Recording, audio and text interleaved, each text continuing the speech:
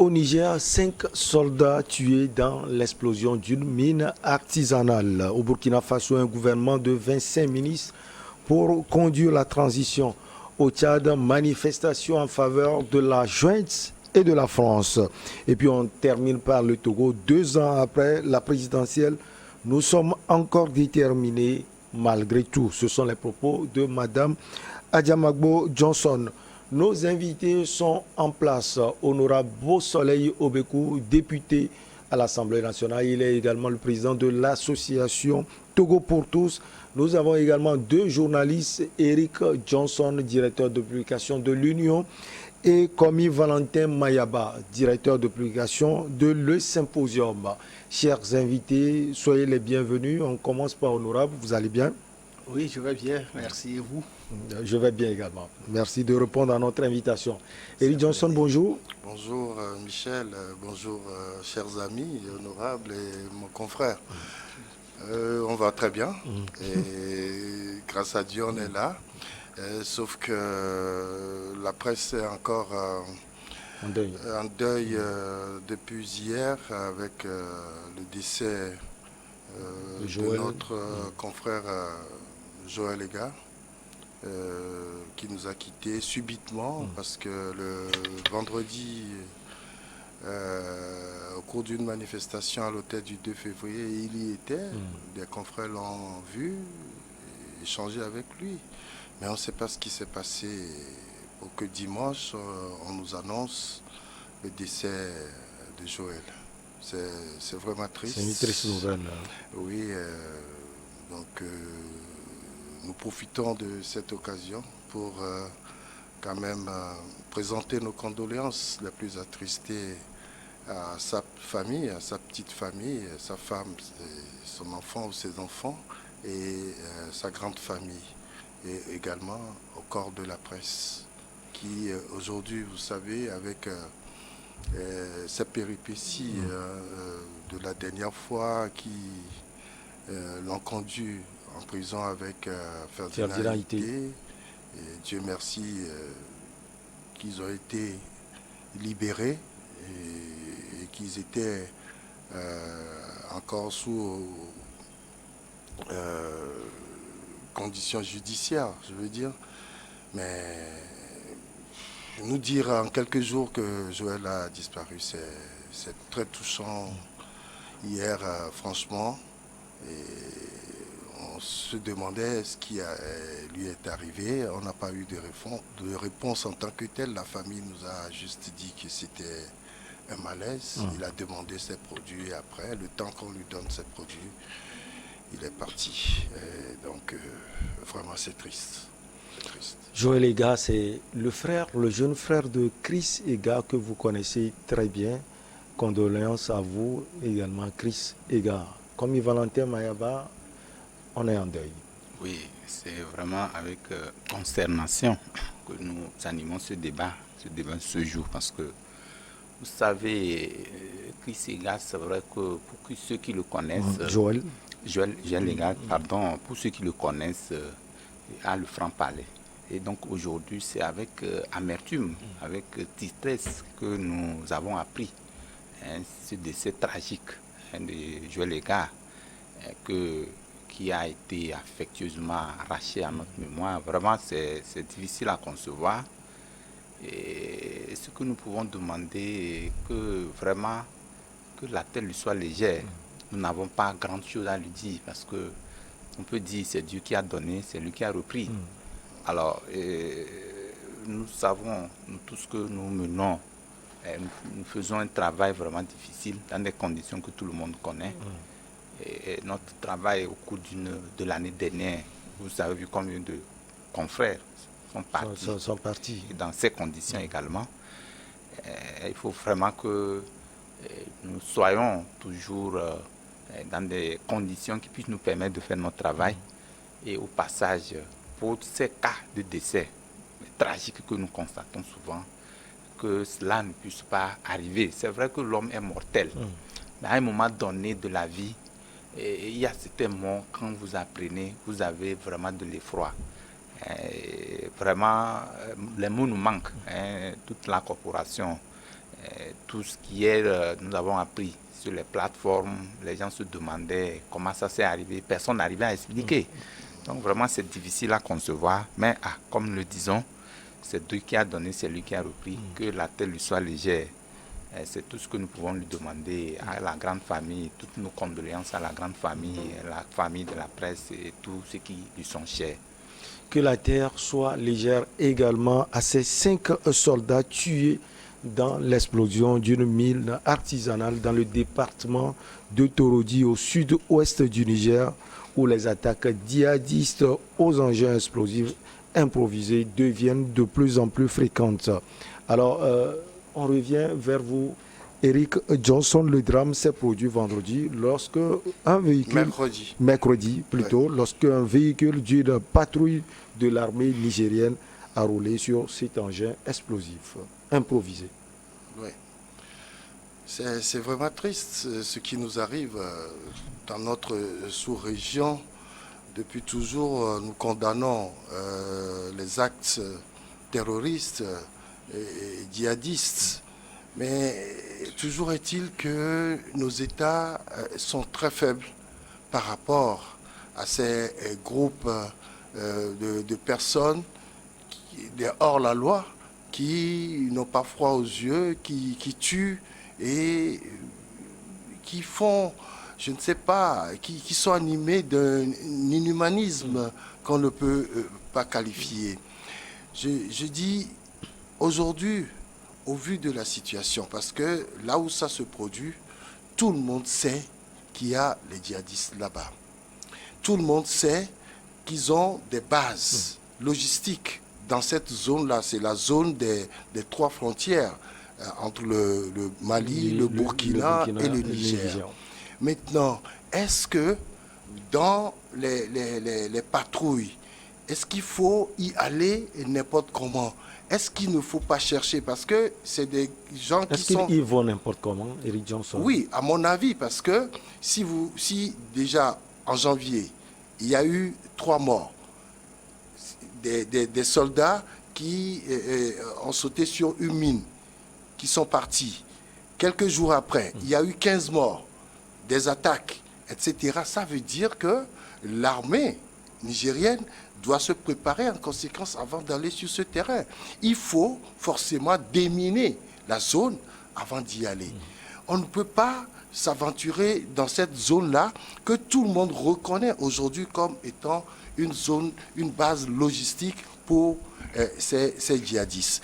Et donc, pour moi, c'est qu'il faut faire toujours un travail en amont si vous voulez véritablement lutter contre ces gens-là, parce que eux, ils sont armés. Tous les jours, les armes passent de tous les côtés. Et c'est vrai, nous le disons toujours, l'Afrique ne fabrique pas d'armes. Mais l'Afrique utilise plus d'armes que sur n'importe quel continent. Et donc, ces armes-là viennent d'où? Pourquoi on n'arrive pas à arrêter ceux qui vendent des armes à ces groupes qui tuent froidement les populations? Donc, je lui dis qu'il faut qu'on fasse un travail en amont, un travail scientifique pour pouvoir arrêter ces gens-là. Quand à chaque fois, vous apprenez qu'il y a des soldats qui sont tués, qu'il y a des civils qui ont été froidement abattus, etc. Tout ça là, ça fait mal. Ça fait mal. Et ça va finir quand? Jusqu'à quand? La question que nous nous posons. Mais je dis, il faut que nos armées, ceux qui sont déjà sur le terrain, qu'ils arrivent à faire un travail avant de s'aventurer sur ce terrain. Sinon, on va toujours avoir de ces tués par ces mines artisanales. Alors, honorable, on ne peut pas dire qu'un travail n'est pas fait. Mais en tant qu'Eric Johnson, il va falloir décupler les moyens, il va falloir mettre plus de moyens dans ce qui est déjà fait.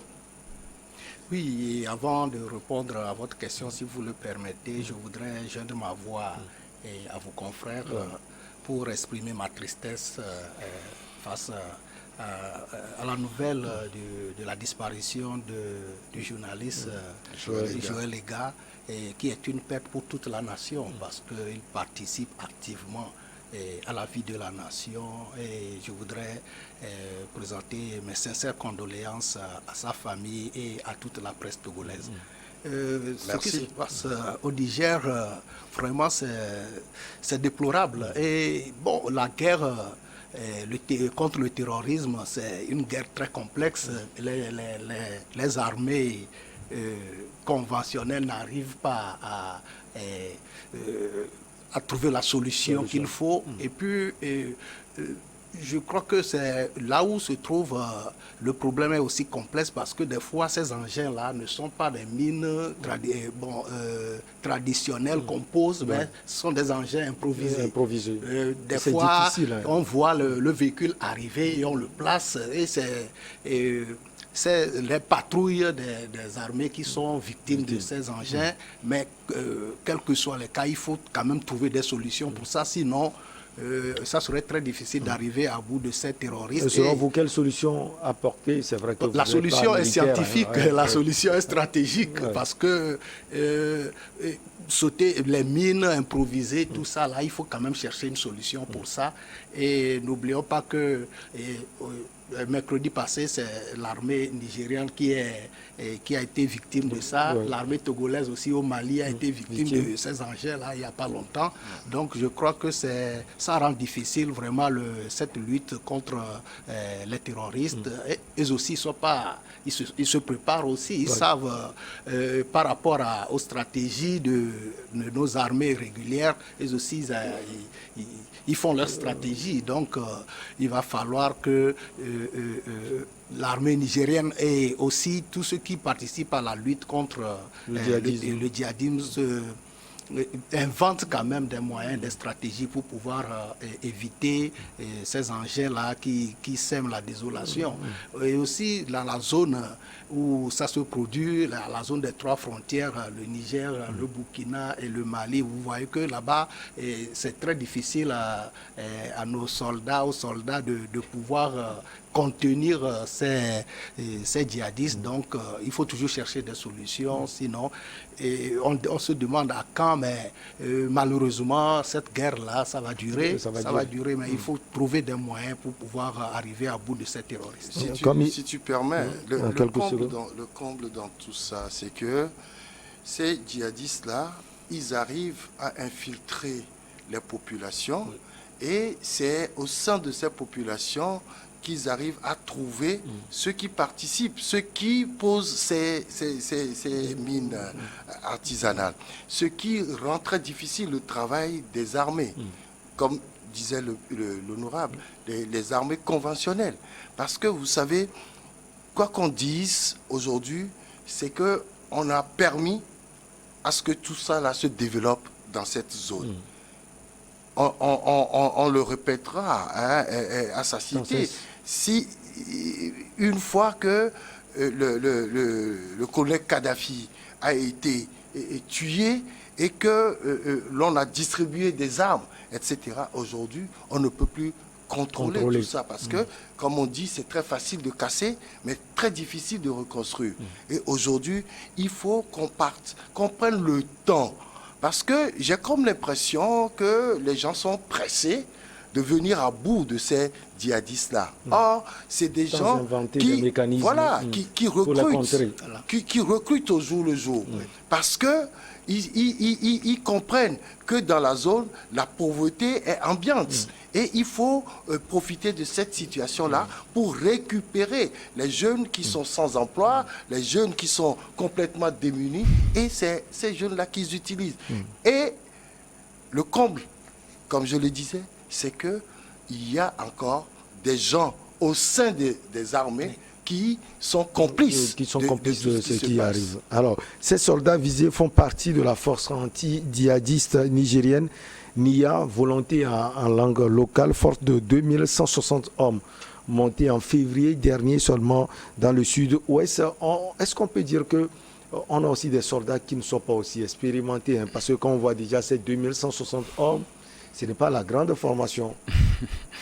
Non, la question n'est pas une question d'expérience au niveau des forces de défense locales.